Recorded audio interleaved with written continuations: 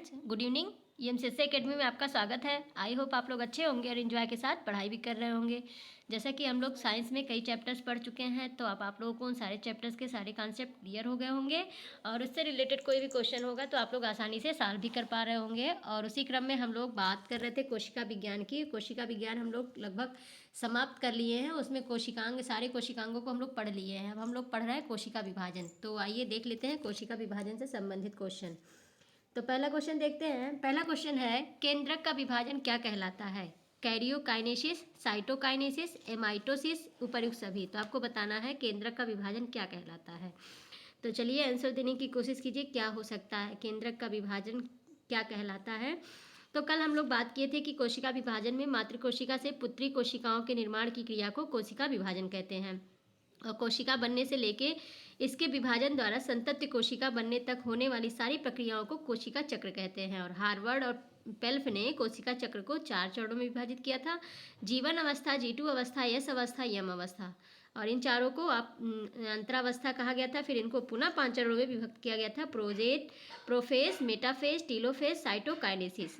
और आपका जो माइटोफेज है उसको हम एम फेज के नाम से भी जाना जाता है। इसमें केंद्रक और कोशिका द्रव्य का बंटवारा होता है। और केंद्रक का जो विभाजन होता है वो कैरियोकाइनेसिस और कोशिका विभाजन जो होता है उसको साइटोकाइनेसिस कहा जाता है। तो आपको इसमें बताना था केंद्रक विभाजन क्या कहलाता है। तो केंद्रक विभाजन आपका कैरियोकाइनेसिस कहलाता है और कोशिका विभाजन होता है तो साइटोकाइनेसिस कहलाता। तो आपका ऑप्शन नंबर फर्स्ट जो है राइट हो गया। ओके, नेक्स्ट क्वेश्चन देखते हैं। कोशिका विभाजन के प्रकार में शामिल है। कोशिका विभाजन के प्रकार में कौन सा शामिल है? आसूत्री विभाजन, सूत्री विभाजन, अर्धसूत्री विभाजन, उपर्युक्त सभी। तो चलिए आंसर देने की कोशिश कीजिए, क्या हो सकता है कोशिका विभाजन में। तो आपका जो कोशिका विभाजन है, ये कोशिका विभाजन से पहले जो होता था डीएनए का द्विगुणन और फिर केंद्रक और कोशिका द्रव्य का विभाजन होता था। और कोशिका विभाजन जो है मुख्यतः 3 प्रकार के होते हैं: आसूत्री विभाजन, सूत्री विभाजन, अर्धसूत्री विभाजन। तो आपका इसमें ऑप्शन नंबर 4 जो है राइट हो जाएगा। उपर्युक्त सभी, सूत्री विभाजन, आसूत्री विभाजन, अर्धसूत्री विभाजन, तीनों कोशिका विभाजन के प्रकार हैं। ओके, चलिए नेक्स्ट क्वेश्चन देखते हैं। आसूत्री विभाजन पाया जाता है। आसूत्री विभाजन कहाँ पाया जाता है? यूकैरियोटिक कोशिका में, प्रोकैरियोटिक कोशिका में, 1 व 2 दोनों में, ना तो 1 ना तो 2। तो चलिए इसका आंसर तो आप लोग बता सकते हैं, बहुत ईजी।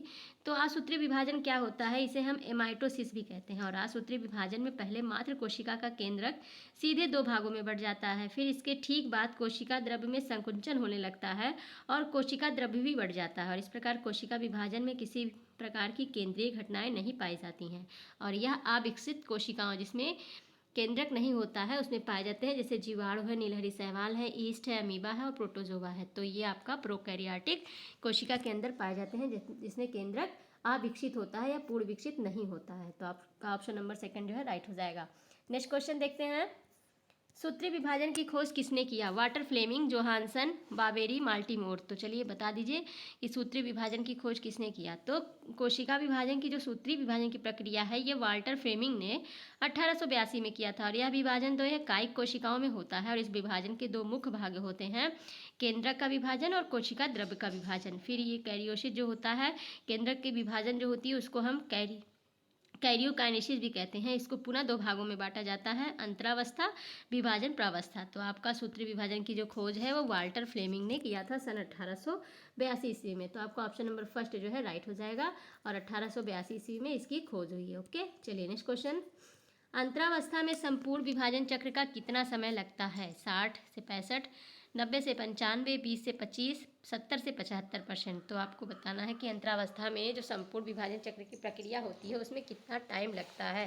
तो चलिए आंसर देने की कोशिश कीजिए, क्या हो सकता है। तो सूत्री विभाजन अभी मैंने बताया कि सूत्री विभाजन की जो प्रक्रिया होती है वो वाल्टर फ्लेमिंग ने 1882 ईस्वी में किया था। यह विभाजन जो होता है ये कायिक कोशिकाओं में होता है। और इस विभाजन को 2 रूपों में बांटा जाता है, 2 भाग में बांटा जाता है: केंद्रक का विभाजन जिसे हम इसको कहते हैं कैरियोकाइनेसिस, और कोशिका द्रव्य का विभाजन जो होता है वो साइटोकाइनेसिस होता है। तो 2 भागों में होता है। फिर पुनः जो कैरियोकाइनेसिस है उसको पुनः 2 भागों में बांटते हैं: अंतरावस्था, विभाजन, प्रावस्था। और अंतराविभाजन में जो संपूर्ण विभाजन चक्र का लगभग 90 से 95% जो होता है समय लगता है। और केवल 5 से 10% जो समय शेष बचता है वो विभाजन की प्रावस्थाओं में लगता है। तो आपका ऑप्शन नंबर 2 जो है राइट हो जाएगा।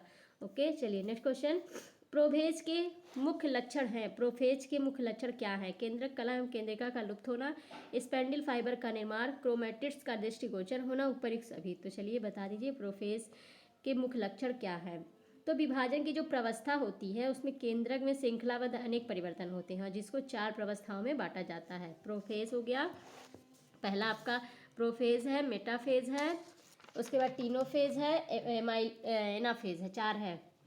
तो आपका पहला है प्रोफेज, फिर मेटाफेज, फिर एनाफेज, फिर चौथा है टीलोफेज। तो आपका इसमें जो प्रोफेज होता है उसमें केंद्रक कला और केंद्रिका का लुप्त होना होता है, स्पेंडल फाइबर का निर्माण भी होता है, क्रोमेटिड्स का दृष्टिगोचर होना भी इसका प्रमुख लक्षण है। ये सारे लक्षण जो है प्रोफेज के हैं। तो आपका ऑप्शन नंबर 4 जो है राइट हो जाएगा।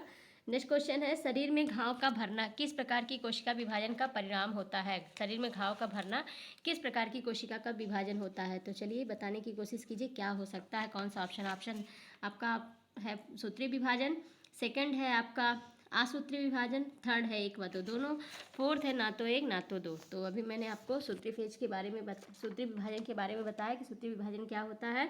कोशिका विभाजन की इस प्रक्रिया जो होती है उसको वाल्टर फ्लेमिंग ने 1882 में किया, और इसमें कायिक कोशिकाओं का विभाजन होता है। इसको 2 भागों में बांटते हैं, केंद्रक का विभाजन, कोशिका द्रव्य का विभाजन। फिर पुनः केंद्रक के विभाजन को दो भागों में बांटा जाता है, अंतरावस्था, विभाजन अवस्था। फिर विभाजन जो अवस्था है उसको 4 भागों में बांटते हैं, प्रोफेज, मेटोफेज, एनाफेज, टीलोफेज। और टीलोफेज के समय ही कोशिका के मध्य में कोशिका प्लेट का निर्माण होकर कोशिका द्रव्य विभाजित हो जाता है। फिर पुनः 2 संतति कोशिकाओं का निर्माण होता है। इस प्रकार जो कोशिका विभाजन होती है उसमें आनुवंशिक स्थायित्व बना रहता है। और जाइगोट में इसी प्रकार का विभाजन होता है। जाइगोट में भी सूत्रीय विभाजन होता है, जिससे बहुकोशिकीय संरचना की रचना जो है निर्माण होता है। और शरीर में जो घाव का भरना है, अंगों का जो है पुनर्निर्माण है, वो सब सूत्रीय विभाजन के परिणाम स्वरूप ही होता है। तो आपका इसमें ऑप्शन नंबर फर्स्ट जो है राइट हो जाएगा। शरीर में जो घाव का भरना होता है वो सूत्रीय विभाजन के द्वारा होता है। आपका ऑप्शन नंबर फर्स्ट राइट है। नेक्स्ट क्वेश्चन देखते हैं, जाइगोट में किस प्रकार का कोशिका विभाजन होता है? सूत्रीय विभाजन, आसूत्रीय विभाजन, अर्धसूत्रीय विभाजन, उपयुक्त सभी।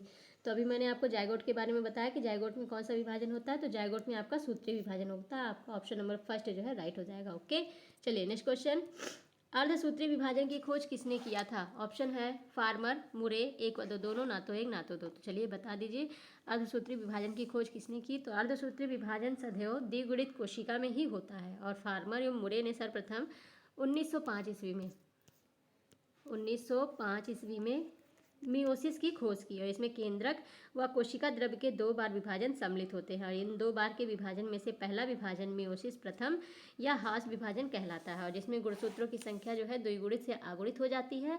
दूसरा विभाजन जो होता है ये मियोसिस सेकंड कहलाता है, जिसमें साधारण समसूत्रीय विभाजन की भांति होता है। इसमें गुणसूत्र के अर्ध गुणसूत्र का बंटवारा होता है, और इसे हम समविभाजन भी कहते हैं। और मियोसिस के जो अंत में 4 आगुणित कोशिकाओं का निर्माण होता है।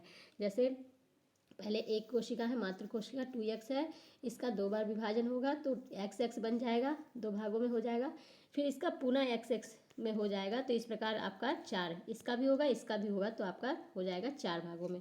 तो यही इसमें बता रहा कि 4 आगुणित कोशिकाएं बनती हैं। तो आपका ऑप्शन नंबर थर्ड जो है राइट हो जाएगा। फार्मर व मुरे दोनों ने मिलकर अर्धसूत्रीय विभाजन की खोज की थी। ओके, चलिए नेक्स्ट क्वेश्चन, अर्धसूत्रीय विभाजन में किसका पृथक्करण होता है? गुणसूत्रों का, समजात गुणसूत्र का, अर्ध गुणसूत्र का, उपयुक्त सभी। तो अभी मैंने आपको बताया कि अर्धसूत्रीय विभाजन में किसका विभाजन होता है। तो चलिए आंसर देने की कोशिश कीजिए क्या हो सकता है। तो अर्धसूत्रीय विभाजन जो होता है वो सदैव द्विगुणित कोशिका में होता है, और फार्मर और मुरे ने 1905 में इसकी खोज की थी, जिसमें केंद्रक और कोशिका द्रव्य के 2 बार विभाजन सम्मिलित थे। इनमें 2 बार में विभाजन में पहला विभाजन जो होता है वो मियोसिस फर्स्ट कहलाता है, जिसे ह्रास विभाजन भी कहते हैं। और आपका जो इसमें गुणसूत्रों की संख्या जो है द्विगुणित से आगुणित हो जाती है। द्विगुणित मतलब पहले सबसे 2x होता है, फिर जब इसका विभाजन जो पहला विभाजन होता है उसको मियोसिस फर्स्ट कहते हैं। इसमें 2 गुणसूत्र बनते हैं, 2 गुणसूत्र में सिंगल हो जाते हैं, एक x हो जाते हैं, तो आगुणित हो जाते हैं। द्विगुणित से ये आगुणित हो जाते हैं। फिर पुनः जो है द्वितीय विभाजन जो होता है उसको मियोसिस सेकंड कहते हैं, जिसमें साधारण समसूत्र की भांति ही इसमें भी प्रत्येक गुणसूत्रों के अर्ध गुणसूत्र का बंटवारा हो जाता है। अर्ध मतलब फिर इसका पुनः 2 भाग इसका बढ़ जाता है, 2 गुणसूत्र इसका भी बढ़ जाता है, और इसमें जो होता है इसी को हम समविभाजन कहते हैं। फिर मियोसिस के अंत में जो है 4 प्रकार के गुणसूत्र, 4 गुणसूत्र हो जाते हैं, 4 गुणसूत्र की कोशिकाएं बन जाती हैं। यह विभाजन जो होता है केवल लिंगी जनन में, लिंगी जनन वाले जीवों में ही पाया जाता है। यह परागकणों, बीजांड या बीजाणुधानी में होता है। तो आपका इसमें ऑप्शन नंबर कौन सा राइट है? आपका ऑप्शन नंबर 3 जो है राइट हो जाएगा। अर्ध गुणसूत्रों में, अर्ध गुणसूत्र मतलब आधा हो जाते हैं, पहले 2 रहेगा, फिर 2 से एक एक गुणसूत्र बन जाएंगे, फिर इन एक का भी आधा आधा हो जाएगा। तो यही बताना था कि अर्ध सूत्री विभाजन में किसका पृथक्करण होता है, तो आपका ये अर्ध गुणसूत्र का। ओके, तो आपका ऑप्शन नंबर 3 राइट हो गया। नेक्स्ट क्वेश्चन, निम्न में से कौन विभाजन केवल लिंगी जनन करने वाले जीवों में होता है? सूत्री विभाजन, असूत्री विभाजन, अर्धसूत्री विभाजन, उपयुक्त सभी। तो इसको तो मैंने अभी आपको बताया कि कौन से जीव है जो केवल लिंगी जनन करने वाले जीवों में होता है। तो आपका ऑप्शन कौन सा राइट है? आपका ऑप्शन नंबर 3 जो है राइट हो जाएगा। अर्धसूत्री विभाजन जो होता है ये केवल लिंगी जनन वाले जीवों में होता है, और यह परागकणों, बीजांड या बीजाणुधानी में होता है। जंतुओं में यह विभाजन जो होते हैं वो टेस्टिस और ओवरी में होता है। और इनमें जो सूत्री विभाजन के समय G1, S और G2 उपावस्थाएं भी पाई जाती हैं। तो आपका ऑप्शन नंबर 3 जो है राइट हो गया। नेक्स्ट क्वेश्चन, अर्धसूत्री विभाजन में सूत्री विभाजन के समान निम्न में से कौन सी उप अवस्थाएं पाई जाती हैं? G1, S, G2 उपयुक्त सभी। तो चलिए बताने की कोशिश कीजिए, अभी जस्ट मैंने बताया इसके बारे में। तो इसमें जो सूत्री विभाजन के समय G1, S और G2 उप अवस्थाएं में पाई जाती हैं। तो आपका ऑप्शन नंबर 4 जो है राइट हो जाएगा। ओके, चलिए नेक्स्ट क्वेश्चन, अर्धसूत्री विभाजन की प्रमुख प्रावस्था में शामिल है। अर्धसूत्री विभाजन की प्रमुख प्रावस्था में कौन कौन सा शामिल है? प्रोफेज, मेटाफेज, एनाफेज, टीलोफेज, उपयुक्त सभी। तो अभी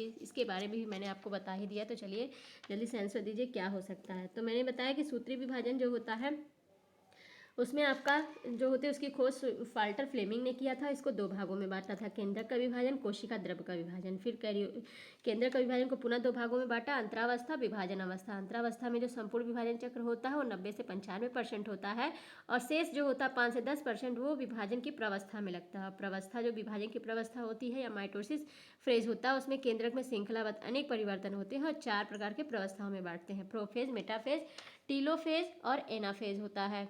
और इसमें जो आपका अर्धसूत्री विभाजन होता है, अर्धसूत्री विभाजन सदैव द्विगुणित कोशिका में ही होता है, जिसके खोज फार्मर और मुरे ने किया था और 1905 में इसने किया था। और इसमें केंद्रक और कोशिका द्रव के 2 बार विभाजन होता है। एक बार में जो विभाजन होता है उसमें पहला विभाजन मियोसिस प्रथम कहलाता है, जिसमें गुणसूत्रों की संख्या द्विगुणित से आगुणित हो जाती है। फिर दूसरा विभाजन जो होता है उसे मियोसिस सेकंड कहते हैं, जिसमें साधारण समसूत्री विभाजन की भांति होता है। इसमें गुणसूत्रों के अर्ध गुणसूत्रों में बंटवारा हो जाता है, जिसे समविभाजन कहते हैं। और मियोसिस के अंत में जो होता है 4 आगुणित कोशिकाएं बन जाती हैं।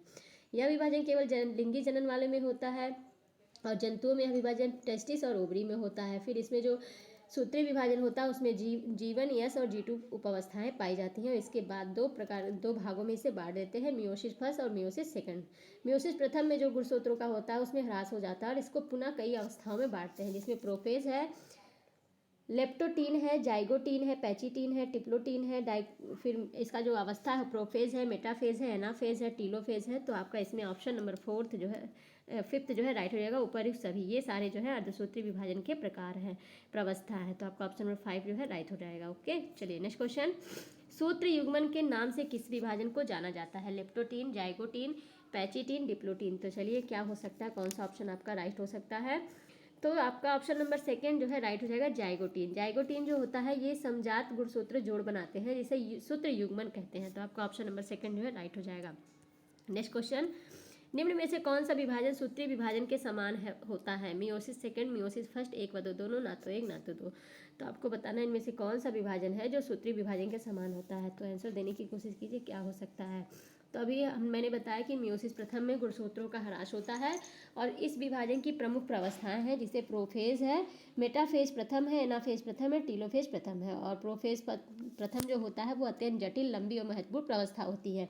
इनको भी कई अवस्थाओं में भी विभक्त करते हैं, जैसे इसमें लेप्टोटीन, जाइगोटीन, पैचिटीन, डिप्लोटीन होता है। और आपका लेप्टोटीन जो होता है उसमें विभाजन की तैयारी होती है।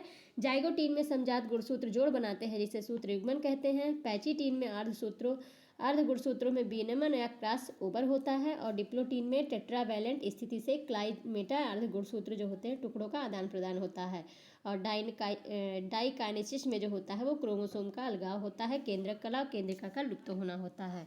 और मेटाफेज प्रथम जो होता है वो टेट्रावैलेंट अवस्था गुणसूत्र के सेंट्रोमियर का मेटाफेज प्लेट से जुड़ना होता है, और नफेज प्रथम में गुणसूत्रों का विपरीत ध्रुवों की ओर खिसकना होता है। तो आपका टीलोफेज जो बचता है, टीलोफेज में गुणसूत्रों का ध्रुवों पर एकत्र होना, केंद्रक कला केंद्रिक का स्पष्ट होना इसमें बांटते हैं। और फिर इसको लास्ट में जो होता है वो मियोसिस सेकंड का जो विभाजन होता है वो सूत्रीय विभाजन के समान होता है। और मियोसिस के पूर्ण होने पर 4 आगुणित संतति कोशिकाएं बनती हैं, और निषेचन के समय नर और मादा गैमेटों के मिलने से क्रोमोसोम की जो संख्या होती है वो जाइगोट में पुनः द्विगुणित हो जाती है। तो आपका इस तरह से कौन सा ऑप्शन हो सकता है? आपका ऑप्शन नंबर फर्स्ट जो है हो जाएगा मियोसिस सेकंड। सबसे पहले जो भ्रूण बनता है इस तरह से बनता है, फिर इसको हम लेप्टोटीन कहते हैं। फिर इसको जो होता बनता है इसमें कई प्रकार के छोटे छोटे होते हैं, तो जाइगोटीन हो जाता है। फिर इससे एक और संरचना बनती है, इसे पैचिटीन कहते हैं। फिर इससे एक संरचना पड़ती है जिसे डिप्लोटीन कहते हैं। फिर इससे एक संरचना बनती है डायनोकेसिस, जिसमें कई पार्टों में 2 पार्टों में विभक्त हो जाते हैं। फिर ऐसे मध्यावस्था, पश्चावस्था और पश्चावस्था सेकंड, पूर्वावस्था फर्स्ट, इस तरह से होते होते लास्ट में जब जाता है तो जाइगोट का निर्माण हो जाता है, जिसमें 2x 2 गुणसूत्र इसमें बन जाते हैं। तो इसमें नर और मादा का हम इसमें निषेचन के द्वारा नर और मादा का इसमें निर्धारण कर सकते हैं। तो आपका इसमें ऑप्शन नंबर फर्स्ट जो है राइट हो जाएगा। ओके, चलिए नेक्स्ट क्वेश्चन। शरीर की संरचनात्मक, क्रियात्मक या अनुवांशिक इकाई क्या होती है? आपको बताना शरीर की संरचनात्मक, क्रियात्मक, अनुवांशिक इकाई क्या होती है। तो जीवधारियों का जो शरीर कोशिकाओं से बना होता है, तो कोशिका जो होती है ये शरीर की संरचनात्मक, क्रियात्मक व अनुवांशिक इकाई होती है। और कोशिकाएं निरंतर विभाजित होती रहती हैं। एक कोशिकीय द्विधारी में कोशिका विभाजन के फलस्वरूप जनन होता है। बहुकोशिकीय द्विधारियों में कोशिका विभाजन द्वारा वृद्धि और शरीर का निर्माण होता है। तो आपका इसमें ऑप्शन नंबर फर्स्ट जो है राइट हो जाएगा। शरीर की संरचनात्मक, क्रियात्मक, अनुवांशिक इकाई जो होती है वो कोशिका होती है। ओके, चलिए नेक्स्ट क्वेश्चन। निम्न में से किस प्रकार के द्विधारियों में कोशिका विभाजन द्वारा वृद्धि और शरीर निर्माण होता है? एक कोशिकीय, द्विकोशिकीय, त्रिकोशिकीय, बहुकोशिकीय। तो इसके बारे में मैंने आपको बताया। तो चलिए क्या हो सकता है आंसर। तो जीवधारियों का जो शरीर होता है वो कोशिकाओं से बना होता है। कोशिका जो होती है शरीर की संरचनात्मक, क्रियात्मक और अनुवांशिक इकाई होती है। और कोशिकाएं निरंतर विभाजित होती रहती हैं। एक कोशिकीय जीवधारी में कोशिका विभाजन के फलस्वरूप जनन होता है। और बहुकोशिकीय जो होती है उसमें कोशिका विभाजन द्वारा वृद्धि और शरीर का निर्माण होता है। बहुकोशिकीय जीवों का जो निर्माण होता है वो एक कोशिकीय युग्मनज में कोशिका विभाजन द्वारा होता है। और बहुकोशिकीय पादप जैसे सरसों, गेहूं, टमाटर, नीम, आम, चीड़, देवदार बहुकोशिकीय, और जो ये सारे बहुकोशिकीय हैं, बहुकोशिकीय जो जंतु होते हैं वो कोशिका समूहों के संगठित होने से बनते हैं। कोशिकाएं विभाजन होने के साथ साथ विशिष्टीकृत भी होती जाती हैं और विभिन्न कार्यों के लिए अनुकूलित भी हो जाती हैं। तो आपका इसमें ऑप्शन नंबर कौन सा राइट है? आपका ऑप्शन नंबर फोर्थ जो है राइट हो जाएगा। बहुकोशिकीय में जो होता है वो वृद्धि और शरीर का निर्माण होता है, और एक कोशिकीय में जनन होता है। ओके, चलिए नेक्स्ट क्वेश्चन।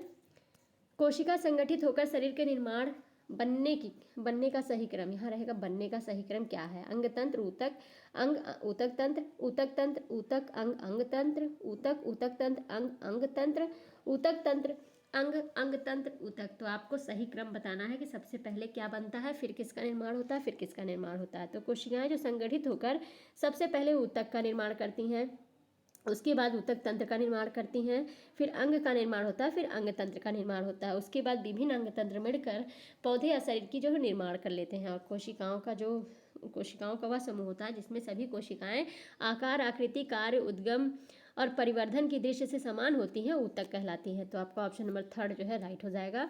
Next question. औतिकी के अंतर्गत किसका अध्ययन किया जाता है? ऊतकों का, कोशिका का, शैवालों का, कवकों का। तो चलिए बता दीजिए कौन सा ऑप्शन आपका राइट हो सकता है।